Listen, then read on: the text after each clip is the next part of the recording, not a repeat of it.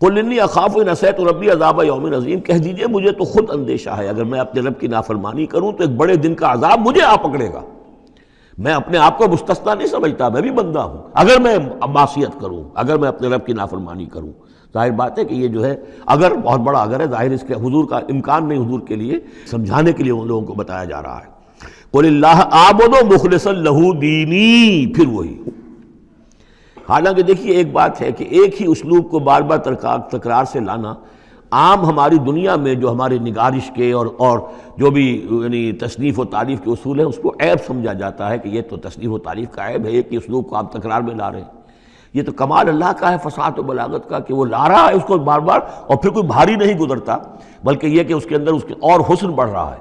لیکن یہ کہ اس تکرار سے جو ایمفیسس ہے اس کو سمجھیے کہ یہ اسلوب بار بار کیوں آ رہا ہے۔ پہلی آیت یہ تھی تنزیل الکتاب من اللہ العزیز الحکیم انا انزلنا الیک الکتاب بالحق فاعبد اللہ مخلصا لہ الدین الا للہ الدین الخالص۔ اور اس کے بعد اب آپ نے یہاں دیکھا آیت نمبر 11 قل انی امرت ان اعبد اللہ مخلصا لہ الدین، اور پھر آیت نمبر 14 قل اللہ اعبد مخلصا لہ الدین، کہہ دیجئے میں تو اللہ ہی کی بندگی کرتا ہوں اس کے لیے اپنی اطاعت کو خالص کرتے ہوئے۔ فاعبدوا ما شئتم من دونہ، تو اس کے سوا تم جس کو چاہو پوجو، تمہاری مرضی ہے۔ قل ان الخاسرین الذین خسروا انفسهم، کہہ دیجئے کہ اصل میں تو گھاٹے میں اور نقصان میں اور بربادی میں تو وہی ہوں گے جنہوں نے اپنے آپ کو واہلیہم اور اپنے گھر والوں کو، اپنے اہل و عیال کو خسارے میں ڈالا یوم القیامہ، قیامت کے دن۔ یہاں تو حلوے مانڈے کھلائے، پراٹھے اور انڈوں کے ناشتے کرائے، لیکن جو جھونک رہے انہیں جہنم کے اندر، تو تم ان کے ساتھ خیر خائی کر رہے ہو یا بدخائی کر رہے ہو؟ خود بھی سارے سیدھے جا رہے ہو جہنم کے اندر اور لے کر جا رہے ہو اہل و عیال کو جہنم کے اندر حرام خوری کر کے، تو یہ ان کی محبت ہے یا ان کی دشمنی ہے؟ قل ان الخاسرین الذین خسروا انفسهم واہلیہم یوم القیامہ، قیامت کے دن جنہوں نے خسارے میں ڈال دیا اپنے آپ کو اور اپنے اہل عیال کو، جیسے کہ ہم آگے چل کر پڑھیں گے سورہ تحریم میں، یا ایھا الذین آمنوا قوا انفسکم واہلیکم نارا، اے ایمان والو بچاؤ اپنے آپ کو اور اپنے اہل و عیال کو آگ سے، جہنم کی آگ سے۔ لیکن جن لوگوں نے اپنے آپ کو آگ کا مستحق بنا لیا، اپنے اہل و عیال کو، ان سے بڑا گھاٹے میں کون ہوگا؟ الا ذالک ھو الخسران المبین، آگاہ ہو جاؤ یہ تو کھلی گمراہی ہے اور کھلا گھاٹا ہے اور نقصان ہے۔ لہم من فوقہم ظلل من النار، ان کے لیے ہوں گے ان کے اوپر سے بھی بادل ہوں گے، تہ بر تہ ظلل آگ کے، ومن تحتہم ظلل، اور ان کے نیچے بھی آگ کے بھبکے ہوں گے اور وہ بھی تہ پر تہ ہوں گے۔ ذالک یخوف اللہ بہ عبادہ، یہ ہے وہ شے کہ جس سے اللہ ڈرا رہا ہے اپنے بندوں کو۔ یا عباد فاتقون، اے میرے بندوں پس ڈرو، بچو، اس آگ سے اپنے آپ کو بچانے کی کوشش کرو۔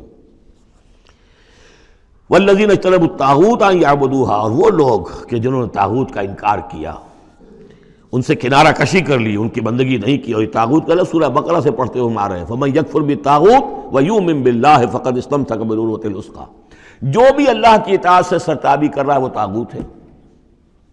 طغا کسے کہتے ہیں؟ طغیانی۔ دریا اپنی حد میں بہہ رہا ہے، کیا خوبصورت منظر ہے، اور وہ حد سے باہر نکلا، طغیانی آ گئی۔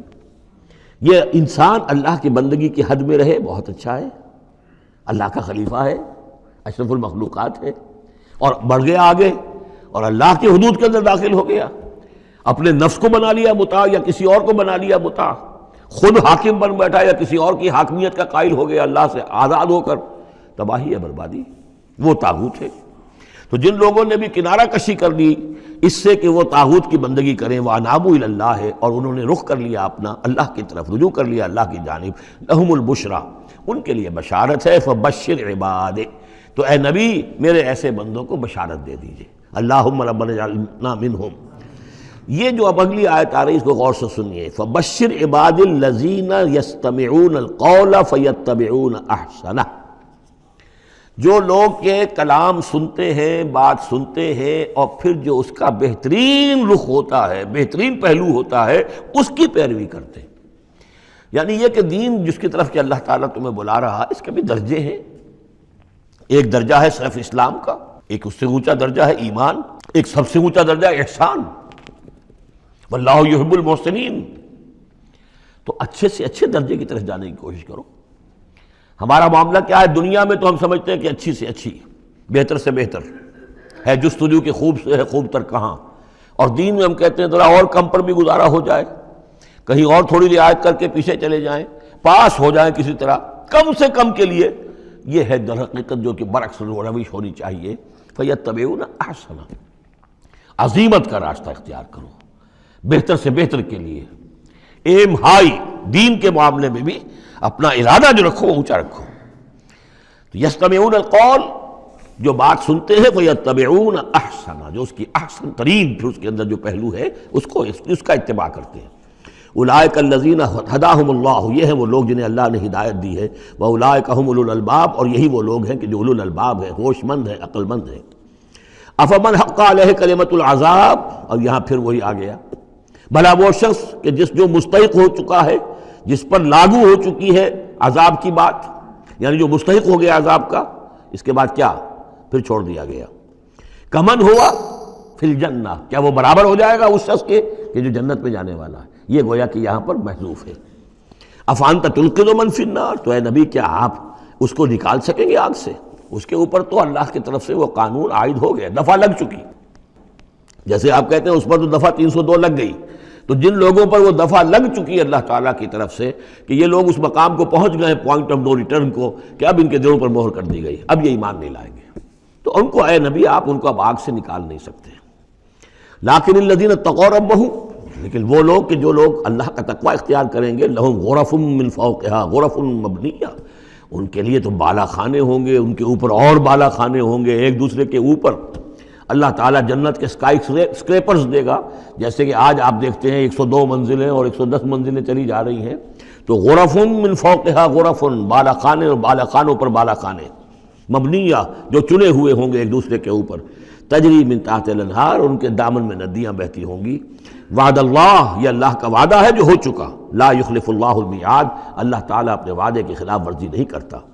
الم تر ان اللہ انزل من السماء ماء، کیا تم نے دیکھا نہیں کہ اللہ نے اتارا آسمان سے پانی. فسلکہ ینابیع فی الارض، پھر اس کو چلا دیا چشموں کی شکل میں زمین میں. ثم یخرج بہ زرعا، پھر انہی کے ذریعے سے نکالتا ہے، اس کے ذریعے سے نکالتا ہے وہ کھیتی کو، مختلفاً الوانہ، جس کے رنگ ہیں مختلف. ثم یہیج، جو پھر وہ کھیتی جو ہے تیار ہو جاتی ہے، بڑی اس کے شان و شوکت ہوتی ہے. فتراہ مصفرا، پھر دیکھتے ہو کہ وہ زردی مائل ہو گئی. ثم یجعلہ حطاما، پھر وہ کھیتی کٹ گئی اور اب یوں سمجھیے کہ وہاں خاک اڑ رہی ہے، یا یہ کہ توڑی کے کوئی تنکے کہیں کہیں پڑے ہوئے نظر آ جائیں گے، چورا ہو گئی. ان فی ذلک لذکر لأولی الالباب، اسی کے اندر ہے یاد دہانی اور سبق ہوش مند لوگوں کے لیے کہ یہی معاملہ تمہارا ہے. جب تم پیدا ہوتے ہو تو جیسے کھیتی نئی نئی اپجتی ہے تو کسان کتنا خوش ہوتا ہے. کسی کے یہاں بیٹا پیدا ہوا کتنی خوشی ہو رہی ہے، اس کی آمد کو جو ہے سیلیبریٹ کیا جا رہا ہے. پھر وہ جوانی کو پہنچتا ہے، پھر اس کے بالوں میں سفیدی آئی، اعصاب جو ہے اور جو قوا کمزور پڑے، اور پھر اس کے بعد وہ قبر میں اتار دیا گیا، مٹی ہو کر مٹی میں پھر مل گیا. تو یہ life cycle, human life cycle, بس یہ ہے کہ یہ 50 60 30 40 برس کا ہے، وہ چند مہینے کے اندر اندر سب کچھ ہو جاتا ہے. سائیکل وہی ہے، وہ بھی لائف ہے، یہ بھی لائف ہے. The plant life and animal life. Biology کی یہ دو شاخیں ہیں، باٹنی ہے تو biology, life the science of life, اس کے دو حصے ہیں، باٹنی ہے، زوالوجی ہے، حیوانات کی لائف اور نباتات کی لائف.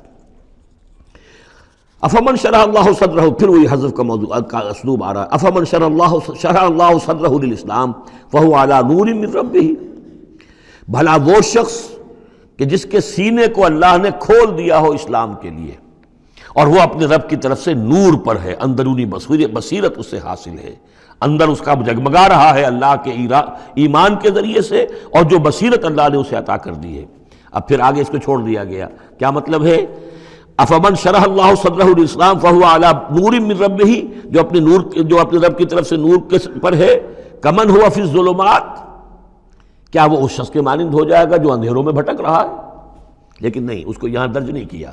فویل للقاسیۃ قلوبہم، تو ہلاکت اور بربادی ہے ان لوگوں کی جن کے دل سخت ہو چکے ہیں من ذکر اللہ، اللہ کے ذکر سے، یعنی اتنے سخت ہو چکے ہیں کہ ان میں گداز ہی نہیں ہے، ان میں اللہ کے لیے کوئی شوق ہی نہیں ہے، اللہ کو یاد کرنے کا کوئی ذوق ہی نہیں ہے، ان کے دل سخت ہو چکے ہیں، ان کے لیے ہلاکت اور بربادی ہے. اولئک فی ضلال مبین، یقیناً یہ لوگ ہیں کھلی گمراہی میں بھٹکے ہوئے ہیں.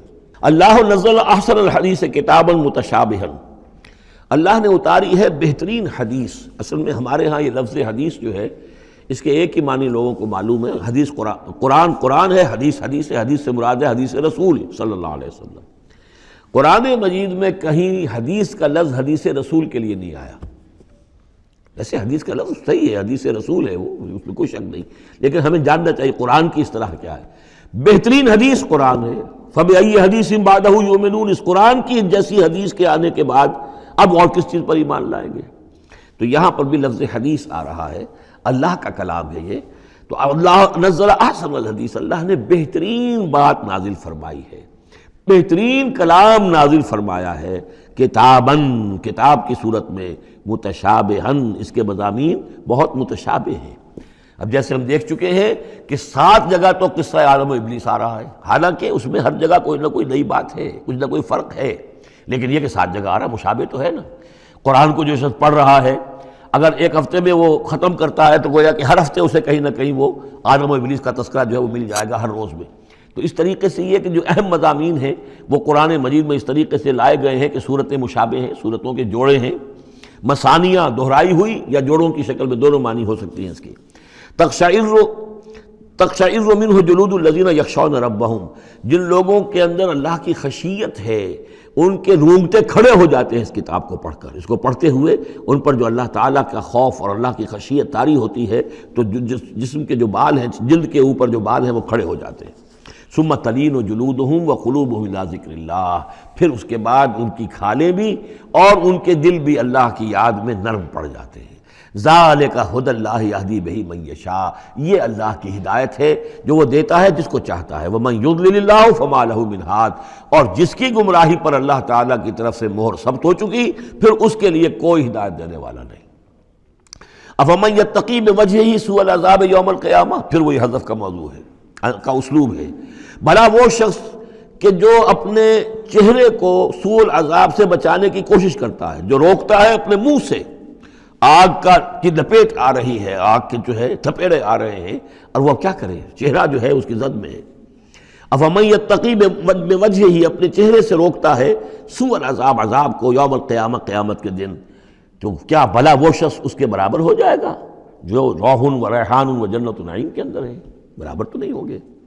بھلا وہ شخص کہ جو روکتا ہے اپنے منہ پر برا عذاب یوم القیامہ، قیامت کے دن، وقیل للظالمین ذوقوا ما کنتم تکسبون، اور کہہ دیا جائے گا ان سے، ظالموں سے، چکھو مزہ جو کچھ کمائی تم کرتے رہے تھے، یہ تمہارے وہی اعمال ہیں کہ جنہوں نے اس آگ کی شکل اختیار کی ہے۔ کذب الذین من قبلہم، اے نبی جھٹلایا انہوں نے بھی جو ان سے پہلے تھے، فآتاہم العذاب من حیث لا یشعرون، تو ان پر آ دھمکا عذاب وہاں سے جہاں سے انہیں گمان تک نہیں تھا۔ فَأَذَاقَهُمُ اللَّهُ الْخِزْيَ فِي الْحَيَاةِ الدُّنْيَا، تو اللہ تعالیٰ نے دنیا کی زندگی میں انہیں رسوائی کا مزہ چکھا دیا۔ وَلَعَذَابُ الْآخِرَةِ أَكْبَرُ، آخرت کا عذاب بہت بڑا ہے۔ لَوْ كَانُوا يَعْلَمُونَ، کاش کہ انہیں معلوم ہوتا ہے۔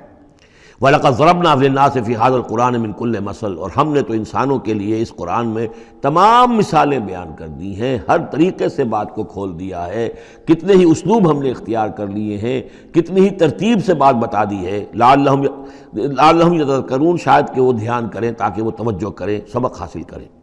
قرآن عربی غیر ذی عوج، اور ہم نے اس کو بنا دیا ہے قرآن عربی، فصیح اور بلیغ عربی زبان میں یہ قرآن ہم نے اتارا ہے، غیر ذی عوج، اس میں کہیں بھی کوئی ٹیڑھ نہیں ہے، کوئی کجی نہیں ہے، سلیس ہے، اس میں کہیں پہیلیاں اور بجھارتیں نہیں بجھوائی گئی ہیں۔ اس میں جو ہے بعض اوقات ہوتے ہیں کچھ لوگ جو ہیں اپنے علم کا دھونس جمانے کے لیے ثقیل الفاظ استعمال کریں گے خاص طور پر، تو وہ نہیں، اللہ تعالیٰ تو بڑی سلیس زبان کے اندر، وَلَقَدْ يَسَّرْنَا الْقُرْآنَ لِلذِّكْرِ فَهَلْ مِن مُدَّكِرٍ، ہم نے تو آسان بنایا قرآن کو ذکر کے لیے، تو ہے کوئی جو اس سے ذکر حاصل کرے۔ قرآن عربی غیر ذی عوج لعلہم یتقون، شاید کہ وہ تقوی کی روش اختیار کریں۔ ضرب اللہ مثلا رجلا فیہ متشاکسون ورجلا سلما لرجل هل یستویان مثلا الحمد للہ بل اکثرهم لا یعلمون۔ اب یہ توحید عملی کے لیے ایک تمثیل دی جا رہی ہے۔ اللہ نے ایک مثال بیان فرمائی ہے ایک شخص کی، ایک ایسا غلام ہے جس کے کئی آقا ہیں، 4 آدمیوں نے مل کر خرید لیا ایک غلام، اب وہ غلام 4 کا غلام ہے، 4 اس کے آقا ہیں۔ اب آپ اندازہ کیجئے کہ اس کی جان کس مصیبت میں آئے گی، ایک آقا کچھ کہہ رہا ہے، دوسرا کچھ کہہ رہا ہے، ایک باس جو ہے وہ کچھ کہہ رہا ہے، دوسرا باس کچھ اور کہہ رہا ہے۔ یہ جو ایڈمنسٹریشن کا اور مینجمنٹ کے جو اصول ہیں، تو اس میں جو سیدھی لائن جب تک نہ ہو اس سے تو سارا فساد بن جاتا ہے۔ اب وہ جو بیچارہ غلام ہے جسے 4 آقاؤں کو خوش کرنا ہے، اس کی تو جان ہر وزیر کے اندر ہے۔ وَرَجُلًا سَلَمًا لِرَجُلٍ، اور ایک شخص ہے جو پورا کا پورا ایک شخص کا غلام ہے۔ تو ایک آقا کو راضی کر لینا، اس کی خدمت کرنا، اس کو مطمئن کرنا کتنا آسان ہے، جبکہ ایک سے زائد آقاؤں کو مطمئن کرنا اور خوش رکھنا اور ان کی خدمت کا حق ادا کرنا بہت مشکل ہے۔ یہی شرک اور توحید کا معاملہ ہے۔ ایک اللہ کے بندے بن جاؤ، اسی میں سکون ہے، اسی میں اطمینان ہے، اسی میں چین ہے، ذہنی سکون اور قلبی اطمینان بھی اسی میں ہے، روحانی سکون بھی اسی میں ہے۔ اور جب تم یہ کہ یہ شرک اور بہت سے دیوی اور بہت سے دیوتا، تو ہر وقت جو ہے وہ جان کانپتی رہے گی کہ ایک دیوی راضی ہو رہی تو دوسری ناراض ہو رہی ہے، اور ایک دیوتا جو ہے اس کی کوئی ڈنڈوت کی ہے تو دوسرا ناراض ہوگا کہ میرے ہاں کوئی چڑھاوا نہیں چڑھایا، تو یہ تو ان کی جان تو ہر وقت جو ہے مصیبت کے اندر رہے گی۔ ضرب اللہ مثلا رجلا فیہ شرکاء متشاکسون، اور وہ شریک جو ہے اس کے آقا وہ زندی بھی ہیں، ایک دوسرے کے ساتھ اراد رکھنے والے بھی ہیں، تو اس کا کیا حال ہوگا اس غلام کا جو ان 4 آقاؤں کا غلام ہے۔ وَرَجُلًا سَلَمًا لِرَجُلٍ، اور ایک جو غلام وہ ہے، ایک شخص وہ ہے کہ جو ایک ہی آدمی کا غلام ہے۔ هل يستویان مثلا، کیا یہ برابر ہو سکتے ہیں مثال میں؟ الحمدللہ، کل تعریف اللہ کے لیے، یعنی یہ کہ صاف بات ہو گئی کہ توحید ہی صحیح راستہ ہے۔ بل اکثرهم لا يعلمون، لیکن یہ کہ ان کی اکثریت علم نہیں رکھتی۔ انک میت وانہم میتون، اے نبی آپ کو بھی وفات پانا ہے، موت آپ پر بھی وارد ہوگی اور یہ سب بھی مریں گے۔ ثم انکم یوم القیامت عند ربکم تختصمون، پھر تم اپنے رب کے پاس قیامت کے دن آپس میں جھگڑو گے۔ کیا جھگڑو گے؟ حضور کہیں گے کہ میں نے تو یہ ان کو بتا دیا تھا سارا کچھ، اللہ جو تو نے بھیجا تھا میں نے پہنچا دیا تھا۔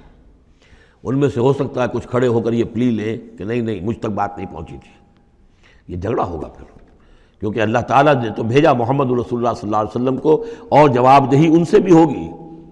سورہ اعراف کی آیت نمبر 6 بڑے اہم آیات میں سے ہے وہ قرآن مجید کے، فَلَنَسْأَلَنَّ الَّذِينَ أُرْسِلَ إِلَيْهِمْ وَلَنَسْأَلَنَّ الْمُرْسَلِينَ، ہم ان سے بھی پوچھیں گے جن کے طرف رسولوں کو بھیجا، اور ان سے بھی پوچھیں گے جنہیں رسول بنا کر بھیجا۔ تم نے ہمارا پیغام پہنچا دیا تھا؟ یہ ہم نے پہنچا دیا تھا۔ اسی لیے حضور نے گواہی لے لی تھی حجۃ الوداع میں، الا هل بلغت، لوگوں میں نے پہنچا دیا کہ نہیں؟ اور پورے مجمع نے کہا انا نشہد انک قد بلغت وادیت ونصحت، ہاں حضور ہم گواہ ہیں، آپ نے حق تبلیغ ادا کر دیا، حق خیر خواہی ادا کر دیا، اور آپ نے حق امانت ادا کر دیا۔ پھر آپ نے اللہ کی سے خطاب کرتے ہوئے آسمان سے بھی اشارہ کیا، انگلی سے اشارہ کیا آسمان کی طرف، اللہم اشہد، اللہم اشہد، اللہ تو بھی گواہ رہے، یہ مان رہے ہیں کہ میں نے پہنچا دیا۔ پھر آپ نے فرمایا فَلْيُبَلِّغِ الشَّاهِدُ الْغَائِبَ، اب میں نے تو تمہیں پہنچا دیا ہے، تمہارا فرض ہے کہ تم پہنچاؤ ان کو جو یہاں موجود نہیں ہے۔ یہ ہے سلسلہ جو شروع کیا ہے، یہ گویا کہ جو میں نے کل بتایا تھا رسول و رسول اللہ ہے۔ اب گویا کہ پوری امت جو ہے وہ اللہ کے رسول کی رسول ہے، اللہ کے رسول نے باقی پوری نوع انسانی کے لیے اپنی امت کو یہ کام سونپ دیا ہے کہ جیسے میں نے تمہیں پہنچایا تھا تمہیں پہنچانا ہے پوری نوع انسانی کو۔ تو پوری امت گویا کہ رسول و رسول اللہ ہے، اللہ کے رسول کی رسول، کہ اللہ نے بھیجا محمد کو اور محمد نے وہ ذمہ داری ان کے اپنے کندھے سے ان کے کندھوں پر منتقل کر دی۔ یہ ہے صورتحال جس کو 2 جگہ قرآن میں کہا گیا، سورہ حج میں بھی ہم پڑھ چکے، هو اجتباکم وما جعل علیکم فی الدین من حرج الی قولہ تعالی لیکون الرسول شہیدا علیکم وتکونوا شہداء علی الناس۔ اور ادھر سورہ بقرہ کے اندر کہہ دیا گیا ہجرت کے ادھر ہجرت کے ادھر، یہ دونوں صورتیں، ہجرت سے متصلاً قبل حج اور ہجرت کے متصلاً بعد البقرہ۔ اور ادھر کیا آ گیا وَكَذَلِكَ جَعَلْنَاكُمْ أُمَّةً وَسَطًا لِتَكُونُوا شُهَدَاءَ عَلَى النَّاسِ وَيَكُونَ الرَّسُولُ عَلَيْكُمْ شَهِيدًا، صرف ترتیب بدلی ہے۔